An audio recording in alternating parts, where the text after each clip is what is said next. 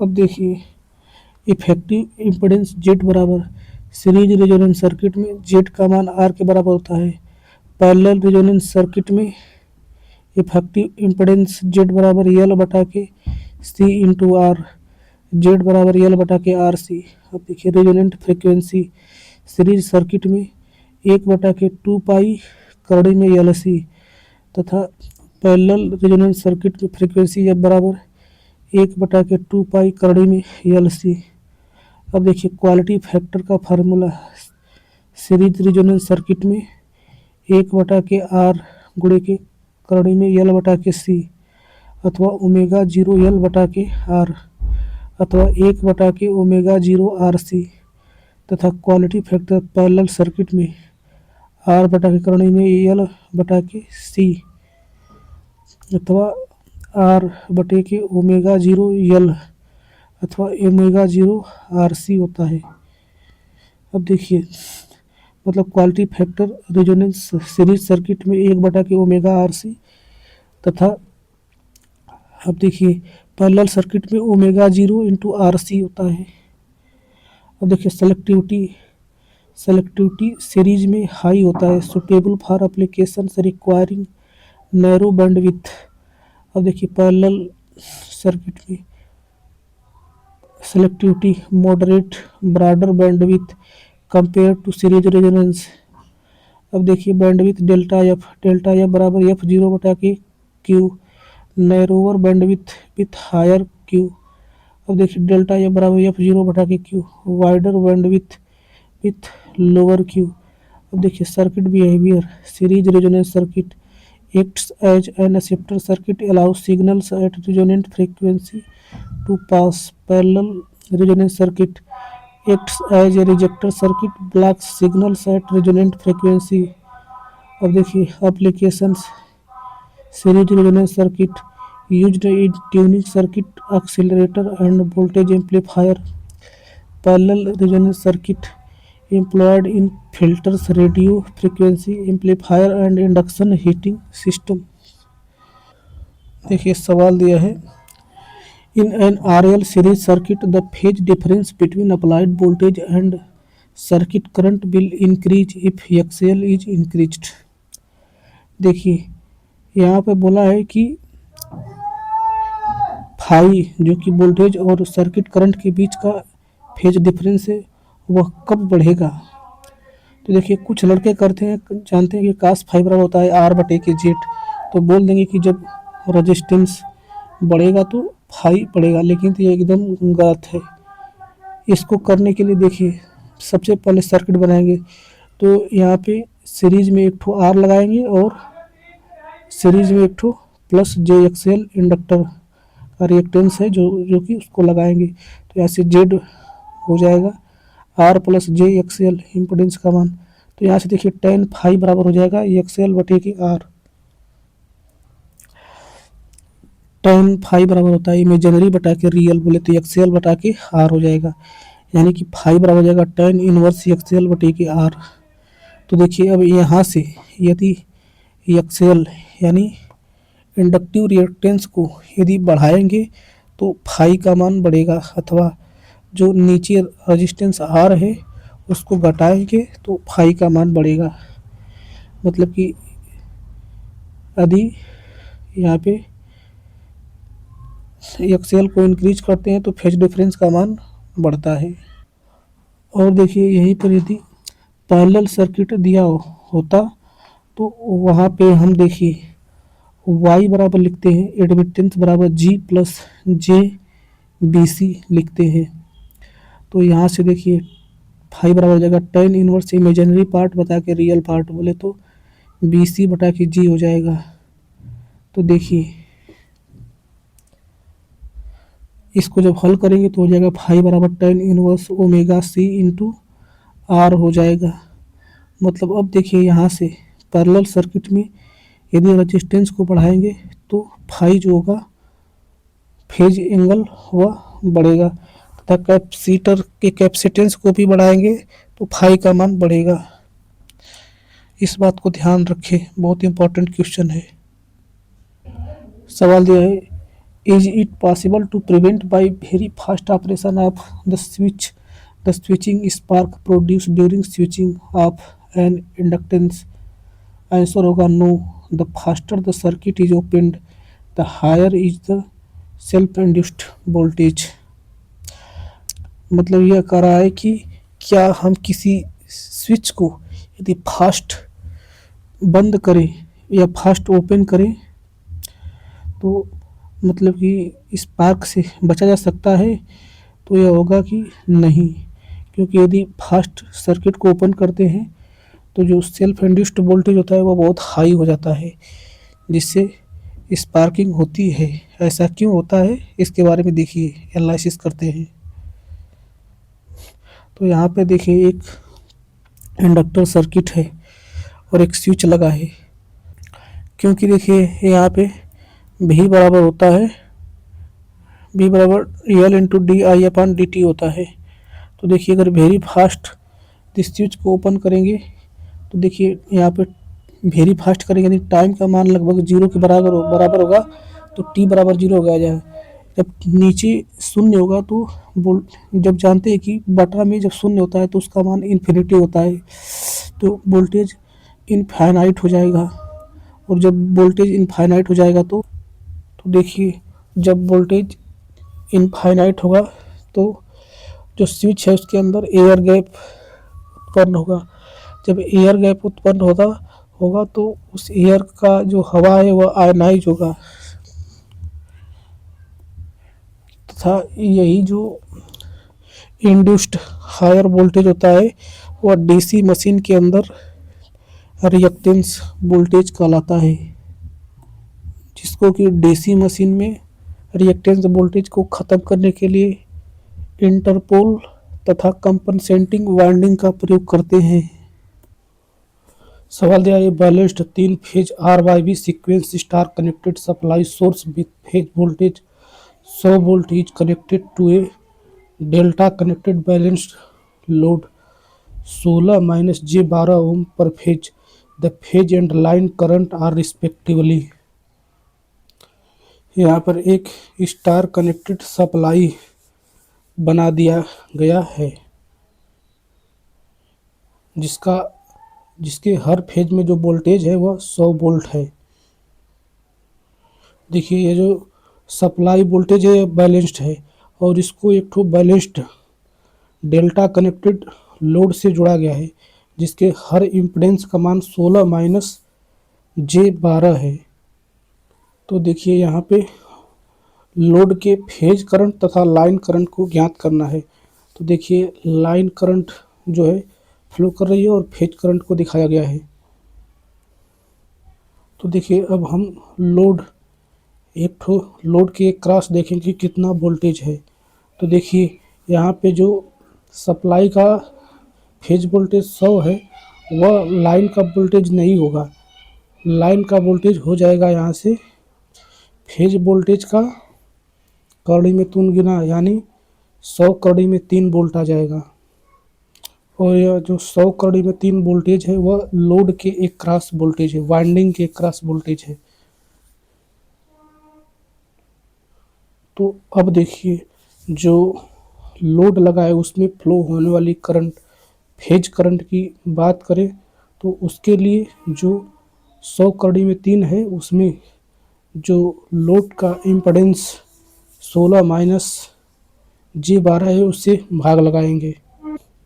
अब देखिए जो लोड है उसका इम्पीडेंस का परिमाण निकालेंगे तो हो जाएगा कड़ी में 16 का स्क्वायर प्लस 12 का स्क्वायर, बोले तो कड़ी में 400, बोले तो जो इम्पीडेंस जेड है उसका परिमाण हो जाएगा 20 ओम। तो अब देखिए 100 कड़ी में 3 में 20 का भाग कर देंगे तो हो जाएगा 5 कड़ी में 3 एम्पियर। मतलब कि जो डेल्टा में कनेक्टेड लोड है उनका फेज करंट का मान 5 कड़ी में 3 है। तो अब देखिए यहाँ जब डेल्टा में कनेक्टेड लोड की जो फेज करंट है उसका मान है 5 कड़ी में 3 एम्पियर, तो हम जानते हैं डेल्टा में कनेक्टेड जो है डेल्टा में कनेक्टेड सिस्टम का जो लाइन करंट होता है वो फेज करंट का कौड़ी में 3 गुना होता है, यानी 5 कौड़ी में 3 गुणा के कौड़ी में 3 यानी 15 एम्पियर आ जाएगा लाइन करंट। ट्रांसमिशन लाइन में हाई वोल्टेज का लेवल 650 वोल्ट से 33 किलो वोल्ट तक होता है। देखिए लो वोल्टेज का मान होता है 250 वोल्ट से कम, मीडियम वोल्टेज का मान होता है 250 वोल्ट से 650 वोल्ट के बीच में, हाई वोल्टेज का मान 650 वोल्ट से 33 किलो वोल्ट के बीच में, एक्स्ट्रा हाई वोल्टेज का मान 66 किलो वोल्ट, 132 किलो वोल्ट अथवा 220 किलो वोल्ट होता है, तथा मॉडर्न एक्स्ट्रा हाई वोल्टेज का मान 400 किलो वोल्ट होता है। अल्ट्रा हाई वोल्टेज का मान 765 किलो वोल्ट से एबव होता है। सवाल दिया, the high voltage line which feeds the sub station distribution transformers represent. इसका आंसर होगा प्राइमरी डिस्ट्रीब्यूशन। देखिए डिस्ट्रीब्यूशन ट्रांसफार्मर जो लगा है गोले रेड कलर से दिखाया गया है। और देखिए जो डिस्ट्रीब्यूशन ट्रांसफार्मर होता है उसको सब स्टेशन से फीड करता है फीडर। डिस्ट्रीब्यूशन ट्रांसफार्मर को फीडर लाइन फीड करती है और फीडर को ही प्राइमरी डिस्ट्रीब्यूशन बोला जाता है। जो फीडर होती है उसका मान होता है 11 kilo volt 3 phase 3 wire line, जो प्राइमरी डिस्ट्रीब्यूशन ट्रांसफार्मर को फीड करती है। तो जो डिस्ट्रीब्यूशन ट्रांसफार्मर होता है उसके प्राइमरी साइड फीडर होता है और सेकेंडरी साइड डिस्ट्रीब्यूटर होता है। तो देखिए यहाँ पे यह डिस्ट्रीब्यूशन ट्रांसफार्मर है जिसके प्राइमरी साइड पर 11 किलो वोल्ट का फीडर है तथा सेकेंडरी साइड पर डिस्ट्रीब्यूटर है। Limit of voltage variation I E rule 54। Low voltage अथवा मीडियम वोल्टेज लगभग 650 वोल्ट के अंडर में रहता है तथा देखिए इसका जो वोल्टेज वेरिएशन ±6%, मतलब कि 6% ज़्यादा तथा 6% कम हो सकता है। अब देखिए हाई वोल्टेज इसका मान लगभग 600 वोल्ट 650 वोल्ट से लगाए 33 किलो वोल्ट तक होता है। देखिए इसका वोल्टेज वेरिएशन 6% ज़्यादा बढ़ सकता है तथा 9% कम हो सकता है।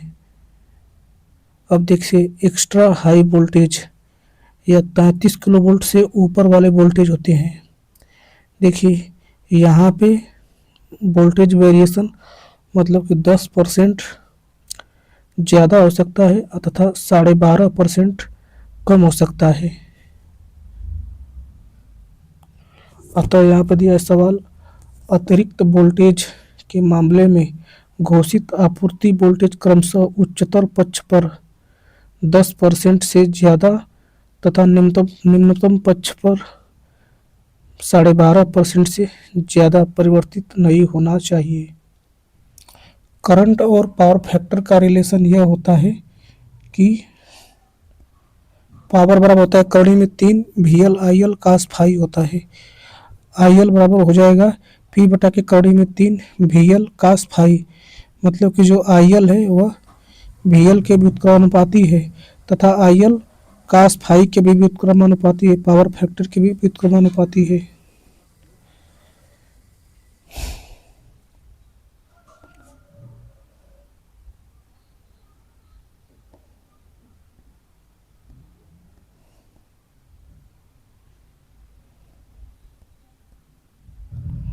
मतलब यहाँ से हो जाएगा load current is inversely proportional to the load power factor. सवाल दिया है, the characteristics impedance of a transmission line with series impedance and shunt admittance of 25 and 16 respectively is. देखिए हम जानते हैं कैरेक्टर इम्पीडेंस जेड बराबर होता है करड़ी में जेड बटा के एडमिटेंस, करड़ी में इम्पीडेंस बटा के एडमिटेंस। तो यहाँ पे इम्पीडेंस का मान दिया है 25 तथा एडमिटेंस का मान दिया है 16। तो हो जाएगा कैरेक्टरिस्टिक्स इम्पीडेंस जेड बराबर करड़ी में 25 बटा के 16 बोले तो 5 बटा के 4 बोले तो 1.25 ओम। देखिए प्रोपेगेशन कांस्टेंट गामा बराबर करड़ी में वाई इंटू जेड, मतलब कि करड़ी में एडमिटेंस गुणे के इम्पीडेंस। देखिए एक 3 परत के एक ACSR चालक का कुल व्यास 5 सेंटीमीटर है, प्रत्येक स्ट्रैंड का व्यास ज्ञात कीजिए। तो इसमें लेयर की संख्या 3 है। देखिए जो पहली लेयर है उसमें सिर्फ एक स्ट्रैंड है, और देखिए जो उसके ऊपर जो लेयर है उसमें 6 स्ट्रैंड है, तथा उसके ऊपर जो लेयर है उसमें 12 स्ट्रैंड है। और पूरे पूरे इन गुच्छों का व्यास जो दिया है वह 5 सेंटीमीटर है। तो देखिए यहाँ से होता है एक सिंगल स्ट्रैंड का व्यास डायामीटर बराबर होता है कोष्टक में 2n-1 इंटू स्मॉल डी। तो देखिए यहाँ से जो बड़ा जो पूरा जो तार है उसका व्यास मतलब पूरे गुच्छे का यहाँ पे व्यास डी का मान दिया है 5 सेंटीमीटर, और इसमें से एक तो सिर्फ स्टैंड यानी स्मॉल डी का मान पूछा है। तो यहाँ से 5 बराबर 2 गुणे के 3-1 इंटू डी, तो डी का मान यहाँ से 1 सेंटीमीटर आ जाएगा, मतलब कि केवल एक ठो जो सिंगल तार है उसका व्यास हो जाएगा 1 सेंटीमीटर। सवाल दिया if a fix amount of power is to be transmitted over a certain length with fixed power loss, then the weight of the conductor required will be inversely proportional to the square of the voltage and that of power factor of the load।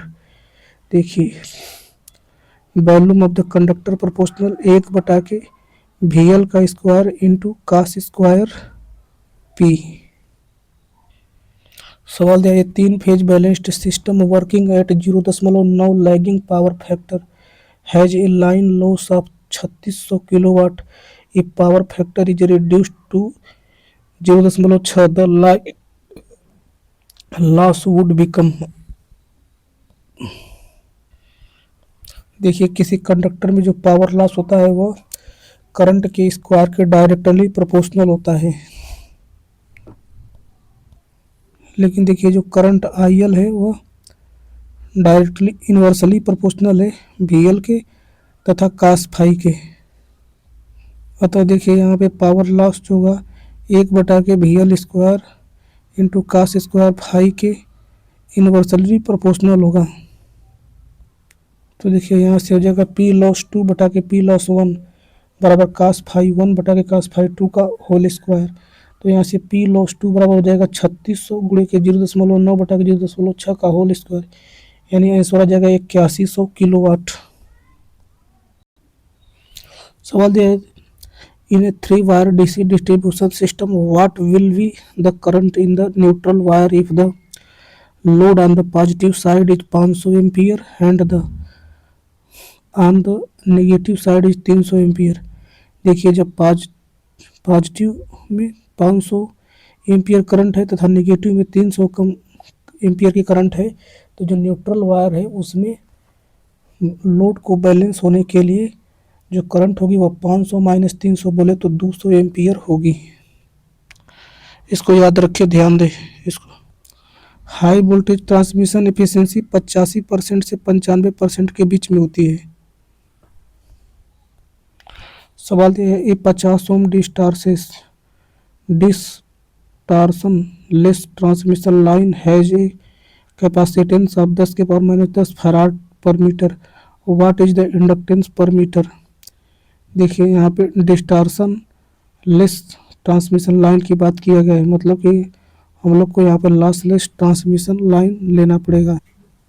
देखिए lossless line का surge impedance JDS बराबर होता है करड़ी में यल बटे के सी।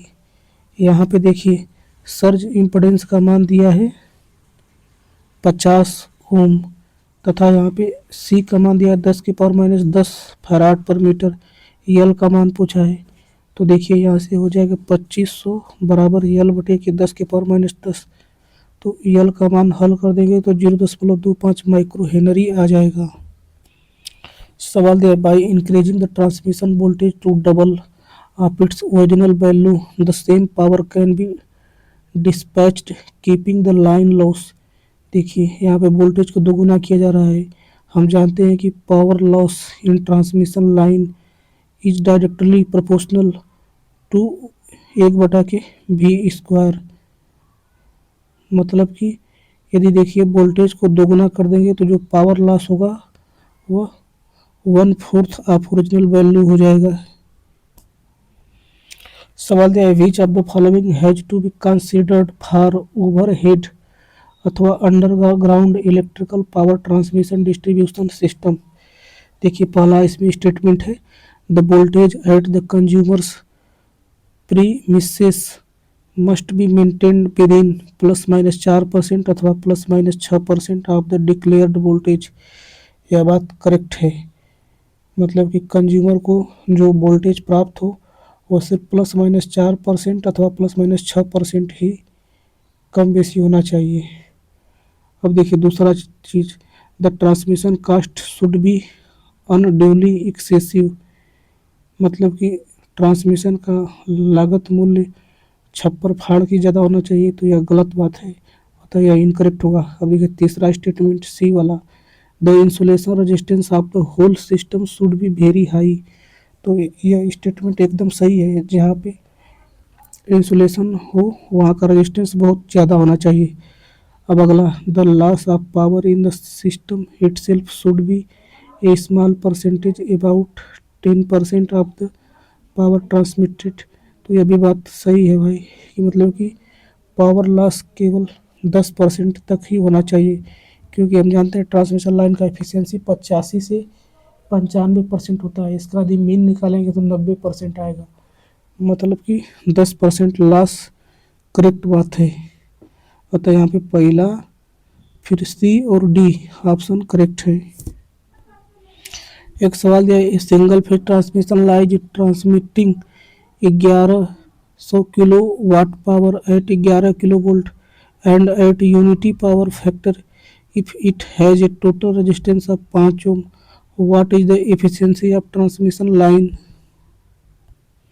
पहली बात ध्यान दीजिए यहाँ पे सिंगल फेज ट्रांसमिशन लाइन दिया है तो सिंगल फेज ट्रांसमिशन लाइन में जो पावर लॉस होता है वह I² R के बराबर होगा।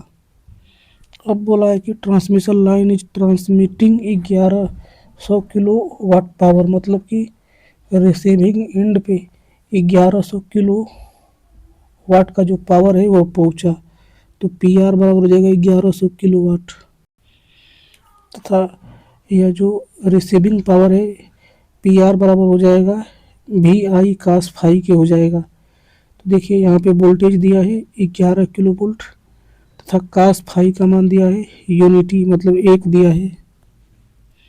देखिए यहाँ पे सिंगल फेज ट्रांसमिशन लाइन है इसलिए यहाँ पे यूनिटी यहाँ पे करड़ी में 3 का कोई मतलब नहीं होता। यदि 3 फेज लाइन होता तो वहाँ पे करड़ी में 3 का पंगा होता।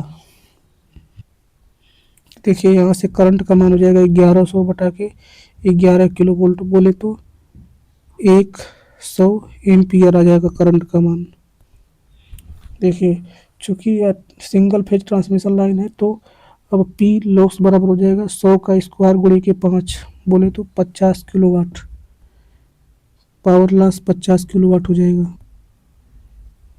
देखिए तो इसका जो हो जाएगा इस इफिशियंसी बराबर हम जानते हैं कि रिसीविंग पावर बटा के receiving power plus loss power गुणे के 100। तो देखिए यहाँ से रिसीविंग पावर 1100 किलो वाट है तो 1100 बटा के 1100 प्लस 50 गुणे के 100 इसका मान हो जाएगा आंसर 95.6% इफिशियंसी लगभग। 66 kilo volt is suitable for transmission of power over 60 kilometre. एक मोस्ट इकोनॉमिकल ट्रांसमिशन वोल्टेज का फार्मूला होता है, इसको ध्यान में रखें। V बराबर होता है 5.5 कड़ी में length of transmission line in kilometre plus single phase power.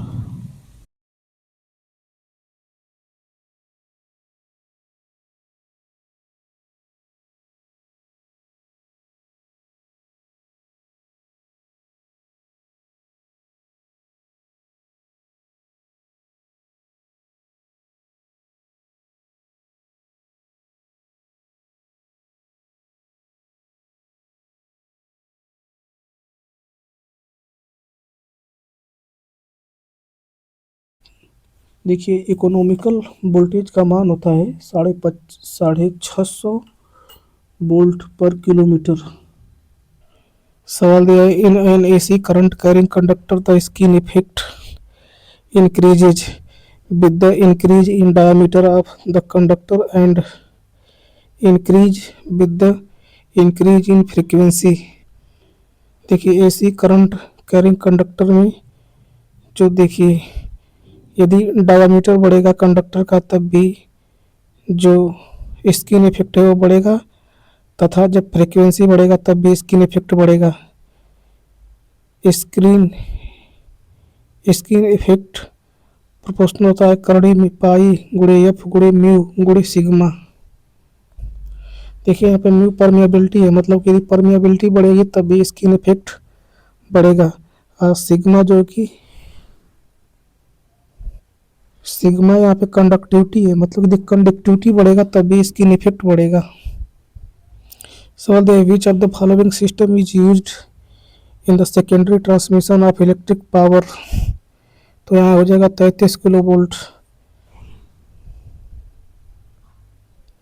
देखिए प्राइमरी डिस्ट्रीब्यूशन अथवा फीडर में यूज करते हैं 11 kilo volt 3 phase 3 wire system. देखिए जो सेकेंडरी डिस्ट्रीब्यूशन होता है इसमें दो प्रकार चल के होते हैं। पहला देखिए एक होता है 3 फेज के लिए 415 वोल्ट 3 फेज 4 वायर, तथा सिंगल फेज के लिए 240 volt single phase 2 wire system. देखिए 415 वोल्ट यदि लाइन वोल्टेज है तो 240 वोल्ट जो होगा वो फेज वोल्टेज होगा। एक फैक्ट को ध्यान में रखे, दी लाइन वोल्टेज 400 है तो फेज वोल्टेज का मान 230 वोल्ट आएगा। यदि लाइन वोल्टेज 415 वोल्ट है तो फेज वोल्टेज 240 वोल्ट आ जाएगा। सवाल दिया the maximum efficiency in the transmission line of bulk AC power will be achieved when the power factor of the load is slightly less than unity leading। बोला है maximum efficiency AC transmission में कब प्राप्त होगा, तो जब जो power factor है वो यूनिटी से थोड़ा सा कम हो और लीडिंग नेचर का हो। देखिए यहाँ पे लीडिंग पावर फैक्टर का मतलब कि यहाँ पे कैपेसिटिव होगा पावर फैक्टर। देखिए कैपेसिटिव के केस में जो होता है कैपेसिटिव इफेक्ट ज़्यादा होगा, इंडक्टिव इफेक्ट बहुत कम होगा, जिसकी वजह से पावर लॉस घट जाएगा। मतलब हम जानते हैं कि जो होता है एक्सएल जो होता है वो पॉजिटिव होता है जे एक्सएल, तथा जो इंडक्टर होता है वह माइनस जे एक्स सी होता है। अर्थात कि यहाँ पर टोटल रिएक्टेंस हो जाएगा एक्सएल माइनस पावर लॉस हो जाएगा कोष्टक में एक्सएल माइनस एक्स सी कोष्टक बंद इंटू आई, मतलब कि वोल्टेज ड्रॉप जो होगा वह घट जाएगा। मतलब कि यूनिटी पावर फैक्टर से थोड़ा सा कम, तथा यदि लीडिंग नेचर का रहेगा सिस्टम तो उसका पावर फैक्टर बढ़िया होगा।